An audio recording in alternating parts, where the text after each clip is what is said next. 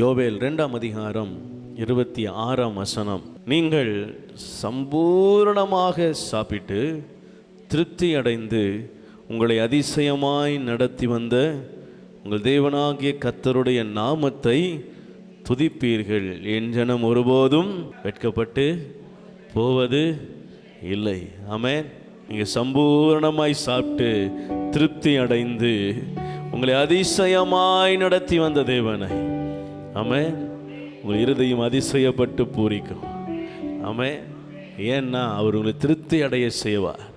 எப்போ உங்களுக்கு திருப்தி உண்டாகும்? இப்போ ஒருத்தங்களுக்கு சாப்பாடு வைக்கிறீங்க அப்படின்னா அது ஒன்றில் தான் நம்ம ஆட்கள் போதும்னு என்ன செய்கிறாங்க, சொல்கிறாங்க.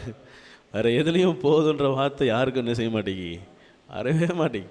ஆனால் சாப்பாடு வைங்க, ஒரு வாட்டி வைக்கிறீங்க, ரெண்டாவது வாட்டி வைக்கும்போது இல்லை இதுக்கு மேலே சாப்பிட முடியாது, போதும் அப்படின்னு சொல்கிறாங்க.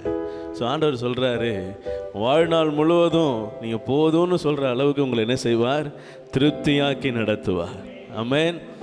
ஏன்னா அவர் திருப்தியாக்குகிற ஆண்டவர். ஒன்றுமே இல்லையே எப்படி திருப்தியாக்குவார்? அதுக்கு தான் அங்கே கீழே அவர் சொல்கிறாரு, அதிசயமாய் உங்களை என்ன செய்வாரா, நடத்தி வருவார். ஏன் அங்கே அதிசயன்ற வார்த்தை சொல்லப்பட்டிருக்கு தெரியுமா? அவர் நடத்தினது வனாந்தரத்தில். அவங்க ஒரு நாள் கூட குறையா என்ன செஞ்சதில்லை, சாப்பிட்டதே இல்லை. ஒவ்வொரு நாளும் வயிறு நிறைய தான் என்ன செய்கிறாங்க, சாப்பிட்றாங்க. ஏன்னா அவர்களை ஆண்டவர் அதிசயமாய் நடத்துகிற தேவனாய் கூட இருந்தார்.